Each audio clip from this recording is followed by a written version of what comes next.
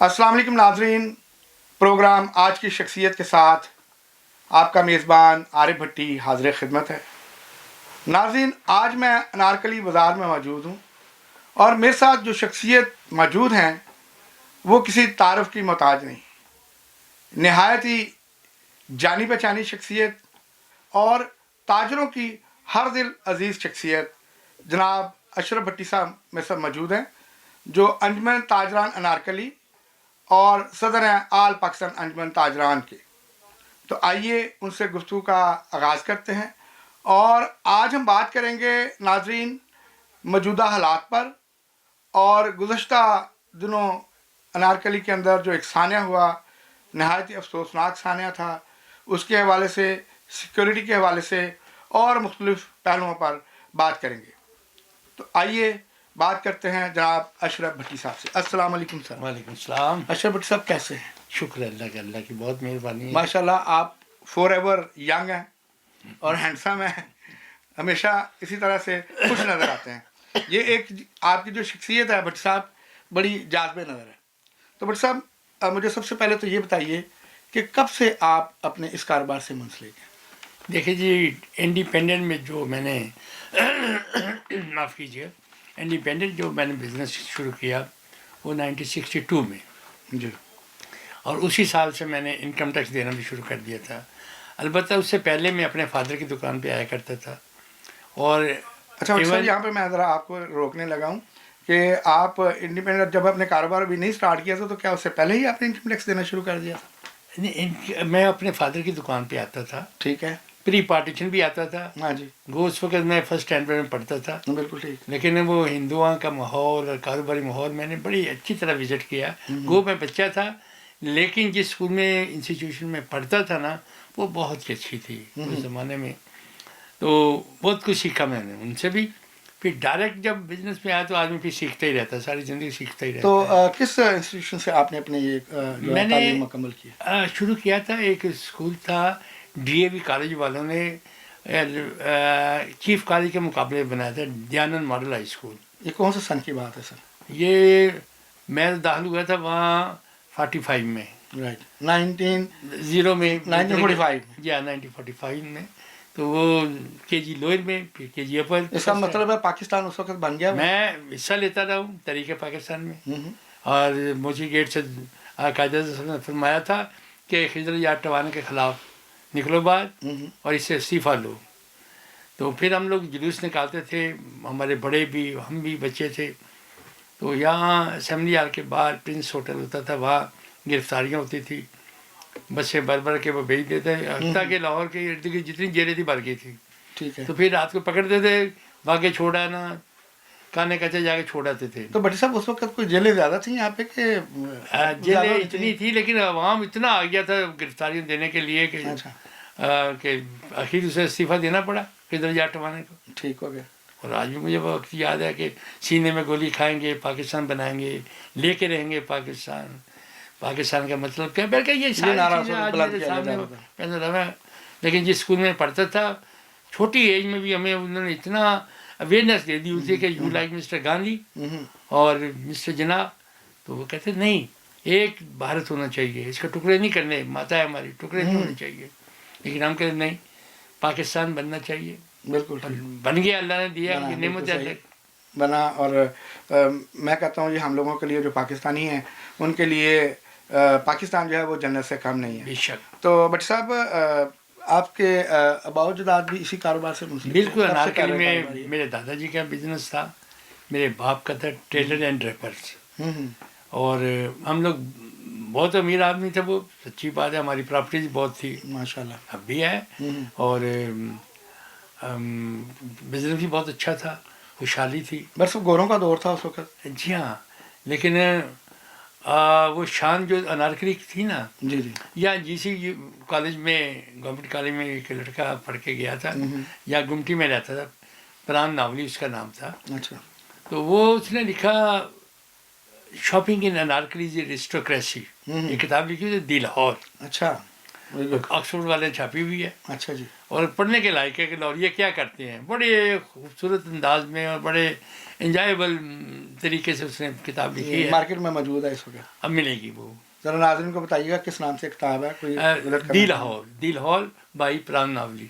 وہ 2-3 سال ہوئے فوت ہوئے. مجھے افسوس یہ ہے کہ لاہور آتا رہتا تھا. میری ان سے ملاقات بھی. گورا تھا؟ جی نہیں ہندو تھا. ہندو تھا. یہاں گمٹی میں رہتا تھا. شہر کے اندر بازار ہے گمٹی میں لاہوری کے اندر. ٹھیک. مشہور تھا. یہاں رہتا رہتا. لاہوریہ کی ٹپیکل باتیں اس نے لکھی ہوئی ہیں. بہت اچھا. ہسٹری کو یعنی کہ اس نے بڑا سیو کیا ہے. جی ہاں. تو میں نے اس سے حصہ بھی لیا, دیکھا بھی, بزنس بھی کیا, اور اللہ کی مہربانی سے آدمی بزنس کر رہا ہوں. بالکل ٹھیک ہے. تو کب سے آپ نارکلی کے اندر ایز اے صدارت کے عہدے پر فائز ہیں؟ دیکھیے پہلے ہمارے یہاں سب سے پہلے یہاں یونین تھی لیکن وہ بائی الیکشن ہی ہوتی تھی. جی. 74 میں پہلی دفعہ الیکشن ہوا نارکلی کا, 1974 میں. تو اس میں میں ایز اے سیکٹری کارپوریشن کے لیے الیکشن لڑا. تو میں بلا مقابلہ ہو گیا. ٹھیک. اور پھر میں بلا مقابلہ ہی ہوتا رہا. 1986 میں پھر ہمارے اس دوران میں الیکشن ہوتے رہے. بس سیکرٹری کے عہدے پر رہی یا آگے بڑھے؟ نہیں میں سیکرٹری رہا. جی. جسٹس خواجہ شریف کے والد صاحب تھے, خواجہ صادق صاحب, وہ میرے صدر تھے. جی جی. میں ان کے نیچے کام بڑا کچھ سیکھا ان سے. بڑے اچھے نیک انسان, آنیسٹ انسان. بالکل صحیح. میں نے سیکھا. 86 میں انہوں نے پھر الیکشن یہاں ہوا نارکلی کا بڑے زور میں. تو الحمدللہ میں واضح اکثریت سے جیتا. پھر انہوں نے مجھے کھڑا کیا کہ آپ لڑو. حالانکہ میں جونیئر تھا بہت. میں نے کہا تم کھڑے ہو. بس وہ دیکھی ہوگی اللہ وہ چیزیں ظاہر ہے جی, وہ ایکسپیرینس ہوتا ہے جو آپ کے ساتھ ہوتا ہے. وہ اس چیز کو جج کر رہا ہوتا ہے کہ یار یہ بندہ کس کیپیبلٹی پہ جو ہے وہ کامیاب رہے گا. تو اسی وجہ سے انہوں نے آپ کو یہ موقع دیا. 86 میں میرا پہلا الیکشن تھا اور آج تک میں جیتتا جا رہا ہوں. ماشاء اللہ. آج تک 7-8 الیکشن میں جیت چکا ہوں. ماشاء اللہ. اب بھی لوگ نہیں آتے, 5-6 سال سے الیکشن نہیں ہو رہے. بالکل صحیح ہے. مقابلے بھی آئے, میں تو آج بھی لڑنے کو تیار. بالکل ٹھیک ہے. تو کیا کہیں گے, ایسا تو نہیں کہیں گے کہیں آپ کو کہیں جی آپ تاحیات صدر ہیں اشرف بھٹی؟ نہیں وہ نہیں میں بنوں گا. اچھا. مجھے کہا جاتا تھا بھائی الیکشن سے. ٹھیک میں ہے. لاہور کا صدر ہوا تھا. بالکل. تو الیکشن سے ہوا تھا. صحیح. حاجی مقصود بٹ صاحب کے دور میں. ہاں جی. وہ پاکستان میں صدر ہوئے تھے, میں لاہور کا. بالکل. اس زمانے میں مجھے تقریباً حاجی مقصود بٹ بھی ایک نامور شخصیت تھی. بہت اچھے انسان تھے. تاجروں کے لیے ایسے انسان کم پیدا ہوں گے. بالکل. آج کل ان کے بیٹے بھی ہیں مجاہد مقصود بٹ صاحب, ماشاء اللہ ان کی بھی بڑا اثر و رسوخ ہے شالمی کے اندر. وہ ماشاء اللہ اس وقت بڑے چھائے ہوئے ہیں جی. جی ہاں. تو بٹ صاحب کیا کہیں گے, گزشتہ روز جو سیکورٹی کے حوالے سے اگر بات کریں ہم تو سیکورٹی کا یہ جو سانحہ ہوا ہے, اور یہ کیا کہیں گے, لیپ آف سیکورٹی ہے یا کیا, آپ کی کیا رائے ہے اس کی؟ یہ لیپ آف سیکورٹی ہے. بے شمار دفعہ انہیں کہا, ڈی سی صاحبان کو بھی کہتا رہا, جو بھی تبدیل ہوتے رہے ہیں, کارپوریشن والے کو بھی کہتا رہا, ٹھیک, اور دوسرے بھی پولیس والے کو بھی کہتا رہا کہ دیکھو یہ جو ریڑی ویڑی ہے نا, جی, یہ انارکلی میں بے شمار ہے, ایزیلی کوئی رکھ کے نیچے جا سکتا ہے. اور وہی ہوا. بالکل وہی ہوا. ہم کہتے رہے ہیں ہمارے اپنی سیکورٹی گارڈ ہے 15-16 ہے. جی, میں نے ایک دفعہ 24-25 سے کیمرے لگوا کے دیے تھے سارے مین بازار میں. پوری ان کے وہاں ان کو سپرد کیا تھا, کچھ بھی نہیں انہوں نے کیا. اس کی مینٹیننس نہیں کی گئی, اس کو وہ کیئر نہیں کی گئی, اس کو چیک اینڈ بیلنس نہیں کیا گیا. اور وہ دیکھیں ایک جو بڑے عرصے کے بعد لاہور میں یہ جو حادثہ ہے پیش آیا, یہ میں بھی اس چیز سے آپ کے ساتھ اس چیز کی تائید کروں گا کہ لیپ آف سیکورٹی ہے. اگر سیکورٹی اچھی ہو جائے تو میرے خیال میں اس طرح کے سانحہ جو ہے نا وہ کبھی بالکل صحیح کہہ رہے ہیں آپ. تو بٹ صاحب ابھی آپ کیا دیکھتے ہیں کہ سیکورٹی کے کوئی معاملات کو اس کے حادثے کے بعد بہتر کیا گیا کا یا دیکھیے کہ ویسے ہی ہمارے پہلے بھی گارڈ تھے جی, اور اب بھی ہیں جی, لیکن یہ معاملہ ان سے اوپر رکھا ہے. بالکل. یہ اس میں بالکل اسپیشل برانچ والوں کو یا وہ جو ایسے ہمارے انٹیلیجنس والے ہیں ان کا یہاں تعین ہونا بڑا ضروری ہے. بالکل. جو راؤنڈ لگاتے رہے نیٹ پہ ہر وقت خیال رکھنا چاہیے یہ کیسا ہے آدمی آیا, کون ہے, کیا اس کا لیا ہے, کیسے, یہ بڑا ضروری ہے. بالکل ایسے لوگوں کو تعینات کیا جانا چاہیے مارکیٹس کے اندر کہ جو آنے جانے والوں پہ نظر رکھیں اور مشکوک افراد کو فوراً حراست میں لیں اور ان کی انویسٹیگیشن کریں تاکہ اس طرح کے واقعات نہ آئیں. تو بٹ صاحب مجھے یہ بتائیے کہ ایک بڑا ایشو ہے لاہور کی بڑی مارکیٹوں کے اندر, جن میں اچھڑا بازار کہہ لیں, ہالوڈ کہہ لیں, اور باغ پورا کی جو مارکیٹ ہے وہاں بھی بازار میں بہت زیادہ رش دیکھنے میں آتا ہے.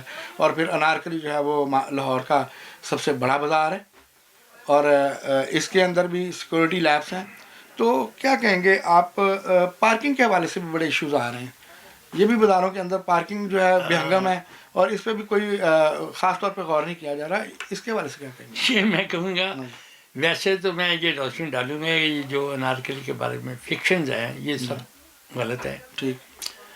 کوئی چنوائی بنوائی کی وہ بھی میں ثابت کر دوں گا. جی جی. تو وہ ایسا ہے کہ اس بیچاری پہ ہوائی نام رکھ دیا گیا جی یہ چنوائی کی غلط ہے اور بدنامی ہوتی رہی ہے. بالکل. یہ 1850 میں بازار بنا تھا. میں اس سے پہلے بٹ صاحب یہاں پہ ناظرین کو کلیئر کر دوں کہ یہ جو آپ ابھی جواب دینے جا رہے ہیں نا، یہ سوال یہ تھا آپ سے کہ انارکلی بازار جو ہے اس کا نام انارکلی کیوں رکھا گیا، اس سے ذرا ناظرین کو آگاہ کریں، کیونکہ پرانی ہسٹری سے لوگ واقف ہونا چاہتے ہیں جن کو نہیں پتہ، کیونکہ بہت سارے ابھی نوجوان آ رہے ہیں وہ بھی اس چیز پہ جو ہے وہ اسٹڈی کرنا چاہ رہے ہیں. تو اگر آپ ہمارے ناظرین کو بتائیں کہ انارکلی کا نام کیوں رکھا گیا انارکلی، تو بہت سارے لوگوں کے علم میں اضافہ ہوگا. اس میں عرض کر دوں کہ 1849 میں انگریز نے لاہور پہ قبضہ کر لیا تھا، سکھوں سے لے لیا انہوں نے. ٹھیک. اور یہ بازار انارکلی 1850 میں بنا. اس سے پہلے کوئی لاہور بار سٹی کے بار بازار نہیں تھا، بالکل کوئی نہیں تھا. چھوٹے موٹے گاؤں تھے، اچرا وغیرہ یہ ایسے کوئی. تو اچرا بھی گاؤں تھا. گورا جی اچرا گاؤں تھا. اب تو ماشاء اللہ اب تو تو وہ گورا شہر کے اندر نہیں جاتا تھا. وہ ڈرتا تھا کہ یہاں اندر گلیوں تنگ ہے، کوئی بھی اسے گولی مار کے یا اینٹ مار کے بھاگ جائے گا، ہم پکڑ نہیں سکتے. بالکل صحیح. قلعے میں وہ رہتے تھے. تو یہاں وہ انہوں نے کہا ایک بازار بنایا جائے. البتہ یہ ضرور ہے یہ دھوبی منڈی یہاں چکلا تھا. اچھا جی. وہاں چکلا تھا سکھوں کے دور میں. بالکل. تو وہاں سکھوں کی چھاونی بھی تھی. تو وہ بازار موجود تھا وہاں ایک چھوٹا سا. گورے نے بولا کہ یہ بازار بناؤ یہاں فرام لوہاری ٹو چوک نیلا گنبد تک. بالکل. اور اس کا کوئی پیسہ نہیں لیا اس نے کہ کوئی جتنی مرضی دکان بنائے لیکن چلائے کھولے سے. صحیح. تو وہ جناب لوگوں نے بنائی، بڑی بڑی دکانیں بنائی، بڑی بڑی 4 کنال میں. اب بھی دکانیں انہوں نے اپنی مدد آپ کے تحت ہی بنائی. جی ہاں. اچھا. کوئی جگہ زمین فری دے دی. اچھا. کہ بناؤ جی. وہ بہت کم لوگوں دیا گیا نا. بہت کم لوگوں کو پتہ ہے کہ زمین فری ملی تھی. تو دکانیں بنی اور پھر انارکلی کے نام ہوا. بالکل. لیکن صحیح عروج سے ملا 1920 کے بعد ہی. ٹھیک. بہت عروج ملا، بہت. بلکہ یہ دور دور سے دنیا اب بھی. ہاں جی بالکل. اب بھی باہر سے جو سیاح آتا ہے یا اور لوگ آتے ہیں انارکلی ضرور آتے ہیں. بالکل ایسی بات ہے. بلکہ میرے پاس چند ماہ پہلے 3-4 ماہ پہلے ایک عائشہ خاتون آئی ہے آسٹریلیا سے. وہ یورپین تھی. تو اس نے کہا جی پاکستان دنیا کے ہم نے 20 ملک چنے ہیں اور 20 ملکوں کے 20 بازار چنے ہیں کہ جنہیں ہم دوبارہ انہیں دیکھنا چاہتے ہیں، پرزرو کرنا چاہتے ہیں. بالکل. تو میری ان سے ملاقات ہوئی، اس نے ہمیں لنچ دیا. تو اس 20 بازاروں دنیا کے 20 ملکوں میں پاکستان کا نام آیا اور 20 ملک پاکستان کا نام ہے تو اس سے پاکستان میں سے انارکلی کا نام آیا. یہ واحد بازار تھا جس کا اس نے نام لیا. بالکل. یہ ہسٹوریکل بازار ہے اور آج بھی دنیا باہر سے بھی آتی ہے اور ملک پاکستان سے بھی لوگ جو ہیں وہ یہاں انارکلی میں شاپنگ کرنے آتے ہیں. ان کو ایک شوق ایک جذبہ ہوتا ہے. میں نے تو آپ سے پہلے عرض کیا کہ وہ لکھا ہے پران ناولی نے کہ دی لاہور موجود ہے اس میں کتاب آکسفورڈ والا چھاپی ہوئی ہے. بالکل. شاپنگ ان انارکلی ارسٹوکریسی اس سے زیادہ کیا ہے. بالکل. تو یہ بازار بنا پھر چلتا رہا، پھر اسے بہت عروج رہا اور آج بھی عروج ہے. اور بڑی صاحب یہ جو ثانیہ ہوا ہے اس میں بھی تو وہ بچہ کراچی سے آیا تھا اور اس نے مظفر آباد جانا تھا اور وہ شاپنگ کر رہے انارکلی آیا. بالکل. اور دیکھیں موت نے اسے یہاں پہ گھیر لیا. افسوسناک بات ہے لیکن لوگ آتے ہیں انارکلی. لیکن آپ جو وہی پھر آپ کا سوال تھا کہ انارکلی نام کیوں رکھا ہے. ہاں جی بالکل. ایک ہمارے یہاں محقق تھے، پروفیسر علم الدین سالک صاحب. جی. پنجاب یونیورسٹی میں پڑھاتے رہے، اسلامیہ کا سول لائن میں اور بہت سے یونیورسٹیاں پڑھاتے رہے. تو انہوں نے اس پہ پورا اس کا تجزیہ کر کے لکھا ہے کہ ایک تو یہ چنائی نہیں گئی. جی جی. یہ جو یہاں دفن ہے وہ جہانگیر کی بیوی تھی. اچھا جی. جہانگیر کی انارکلی کا اس سے کوئی تعلق نہیں ہے. کوئی تعلق نہیں. ٹھیک ہے. وہ اس کی بیوی تھی. یہاں جہاں لاہور ہوٹل کی بیک سائڈ پہ ایک محل ہوتا تھا کسی زمانے میں. شاہ جہاں جب کشمیر سے آتا تھا وہاں ٹھہرتا تھا. قلعہ میں نہیں ٹھہرتا, وہاں ٹھہرتا تھا اس کے پاس. ٹھیک. اس کا نام تھا زین خان. وہ امیر کا اکبر کا درباری تھا زین خان. تو اس کی بیٹی سے جہانگیر کی شادی ہوئی تھی. اکبر پسند نہیں کرتا تھا شادی, لیکن ایک ہی بیٹا تھا, ضد کری, ہو گئی شادی. بالکل. یہ باہر گیا ہوا تھا جہانگیر, اور پیچھے سے وہ اس کی ڈیتھ ہو گئی, تو اس نے پھر اس کا مقبرہ بنایا تھا. مقبرے کی ایک حد ادھر تھی ضلع کچہری تک. مقبرہ کس کا بنا؟ اس کی بیگم کا, زین خان کی بیٹی اور جہانگیر کی بیوی. اس کا نام کیا تھا؟ اس کا نام نہیں ہسٹری میں مجھے مل سکا. ٹھیک. لیکن زین خان کے نام سے ہے, اس کی بیٹی تھی یہ. ٹھیک ہے. زین خان کی بیٹی تھی اور جہانگیر کی بیوی تھی. جو اس کی بیوی تھی جہانگیر کی منقوہ بیوی. ٹھیک ہو گیا. زین خان اب بھی دیکھیے اس کا نام و نشان نہیں رہا, لیکن اب بھی اس کا مقبرہ ٹوٹا پھوٹا موجود ہے. مطلب یہ کہاں پہ کر کے رائل پام کلب اب جائے نا, اس سے ذرا لائن ریلوے کی لائن ہے, اس طرف ٹوٹا ہوا ایک مقبرہ. بالکل بالکل بالکل ہے, ریلوے کی. وہ زین خان کا ہے, وہ جہانگیر کا سسر تھا. ٹھیک ٹھیک ٹھیک. اور اس کے محل میں آ کے ٹھہرا کرتا ہے شاہ جہاں بادشاہ. بالکل ٹھیک ہے. تو یہ جناب اس کی ہسٹری ہے. یہ کوئی چنوائی نہیں گئی. یہ اکبری کی ڈیتھ کے 28 سال بعد 2 گورے آئے ہیں, انہوں نے یہ شوشہ چھوڑا. اچھا. کہ یہ بادشاہ تھا, باپ بھی اس پہ عاشق تھا, کنیز پہ بیٹا بھی تھا. ایسا کوئی واقعہ نہیں, ڈیپلی پڑھے اسے, کوئی ایسا واقعہ نہیں ہوا.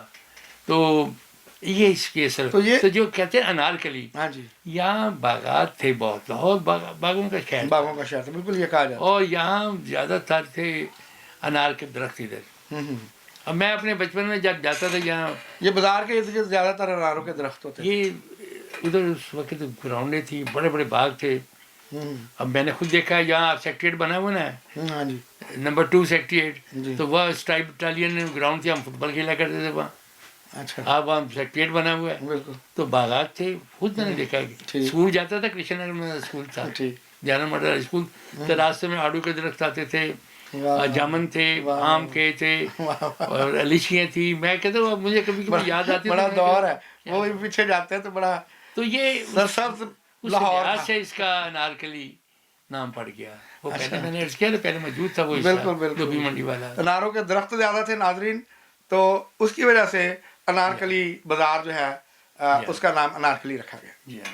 بہت اچھی بات آپ نے بتائی ہے, اور میرے خیال میں بہت سارے لوگوں کو اس طرح کی ہسٹری نہیں پتہ, کیونکہ جو گورو نے لکھا وہ کچھ اور ہے, اور اصل میں آپ نے یہ سارا دور دیکھا ہے. اور دور کے علاوہ ایک مکالمہ لکھا ہوا اس نے, نقوش نمبر لاہور نمبر میں نقوش والے نے, وہ پروفیسر علم الدین صاحب کا سارا انہیں تفصیلاً یہ اسٹیٹمنٹ لکھی, اور پڑھے آپ کو سارا علم ہو جائے گا. میں نے لاہور میں بہت کتابیں پڑھی ہیں ماشاءاللہ, اور چونکہ یہ بھی ایک اتفاق ہوتا ہے. جی بالکل. میں اپنی یہاں شاپ پہ کھڑا تھا, تو 2 لڑکے آئے موٹر سائیکل پہ کہ جی وہ قطب الدین ایبک کا مقبرہ کدھر ہے. میں نے کہا آپ سیدھا جائیں گے, رائٹ ہینڈ پہ جوڑ سڑک آئی وہاں. کیسے مرا؟ میں نے کہا چوغان کھیت پہ گرا, مر گیا بیچارہ. کہنے گا بس you are a president of this بازار. میں کہا یس سر.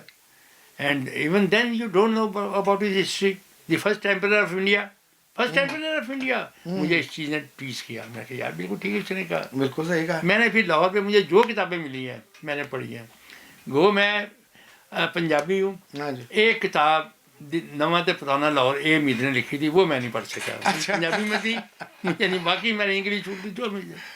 اچھا, جو سی کتاب پنجابی میں لکھی ہے اس میں بھی بڑی واضح ہسٹری اس نے بیان کی. نہیں, اس نے کچھ نئے لاہور کے متعلق بات کی ہے. ٹھیک ہو گیا.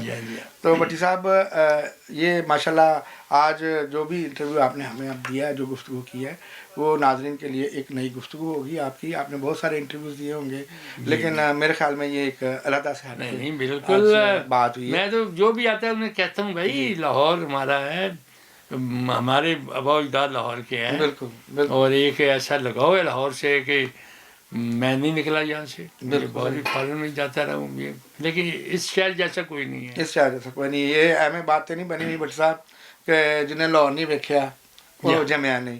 تو لاہور ہے, جہاں لاہور آتا وہ کتنے نہیں جانا. یہ گل تاری بالکل منن چاہتی ہے, اور حقیقت بھی یہی ہے. بٹ صاحب اب مجھے یہ بتائیے کہ دیکھیں جو اس وقت حکومت کے اور پاکستانی عوام کے جو اس وقت حالات دیکھنے میں آ رہے ہیں، کیا کہیں گے؟ کیونکہ عام آدمی جو ہے وہ مہنگائی میں پستا ہی جا رہا ہے. ابھی ذرائع سے یہ معلوم ہوا ہے کہ بجلی کے ریٹس پھر بڑھ رہے ہیں، پیٹرول پھر بڑھ رہا ہے. تو یہ مہنگائی جو ہے وہ کہاں جا کر ٹھہرے گی؟ کیا کہیں گے بھٹی صاحب اس کے بارے دیکھیے عام آدمی کو چھوڑ کے وائٹ کالر آپ اور میں جو ہے نا بالکل. ہم تنگ ہیں سب سے میں؟ زیادہ. بالکل صحیح کہہ رہے ہیں. غریب بالکل آدمی تو بیچارہ روکھی سوکھی کھا لیتا ہے. ٹھیک. جی بالکل بچوں کو اس نے نہیں پڑھانا. ایسی بات. بالکل. ہم نے بچوں کو پڑھانا بھی ہے، رہنا بھی ہے اسی ماحول میں. جی ہمارا جو اشر ہو رہا ہے نا بالکل وہ صحیح. ہم ہی جانتے ہیں. یہ صحیح بات. جو وائٹ کالر ہے نا جی وہ بہت زیادہ تنگ ہے. بالکل. لیکن میں سمجھتا ہوں کہ موجودہ دور میں ہمارے حکمرانوں کو حکمرانی کرنی نہیں آئی. بالکل صحیح. آپ یہ کہتے ہیں یورپ ساری دنیا میں گیا، یہ ٹھیک ہے مانتا ہوں، جی لیکن وہ دیکھیے کہ ان کو پے کیا ملتی ہے، جی ان کو سیلری کیا ملتی ہے، وہ مزدور کے مزدوری کیا ملتی ہے. جی ہمیں کیا ہے، ہماری وہی سیلری چل رہی ہے جو 10 سال 20 سال چل رہی ہے. بالکل وہی جا. مہنگائی 6 گنا بڑھ گئی ہے، سیلری وہی ہے. پڑھے گی تو آج بھی اگر پڑھا لکھا گریجویٹ بھی آتا ہے تو اس کی تنخواہ 15,000 سے سٹارٹ ہو رہی ہے. بھٹی صاحب یہ ایک بڑی غور طلب بات ہے. دیکھیے جی ہم انگریزی کے گورے کے دور میں یہ سنتے آ رہے تھے کہ کلر کی تنخواہ 1 تولہ سونا ہونی چاہیے جی اور ہوتی تھی. جی 100 روپیہ کلر کی 35-40 روپیہ کلر تھی تو 35-40 روپیہ تولہ سونا ہوتا تھا. بالکل ایسے ہی. 70-75 بھی تو 70-75 روپیہ تولہ. بالکل. آج اگر مزدور کو آپ 1 تولہ سونا کی ریٹ دے دیں تو وہ 1 1.5 لاکھ لاکھ سے 1.25 لاکھ اس کی 1.25 لاکھ روپے میں بڑا اعلیٰ گزر ہو جائے. بالکل صحیح کہہ رہے ہیں. وہ اس کی اپنی تو بچت بھی یہ کرے گا اور اپنے سارے اخراجات بھی حکومت کرے کہ گا. مہنگائی ساری دنیا میں بھائی اس کی سیلری بڑھاؤ، بالکل صحیح اس ہے. کو فیسلٹیز دو. بالکل ٹھیک کہہ رہے ہیں. اور دیکھیے نہ تو انہیں تعلیم پہ توجہ دی ہے ہاں جی اور نہ ہی انہوں نے میڈیکل دیا ہے.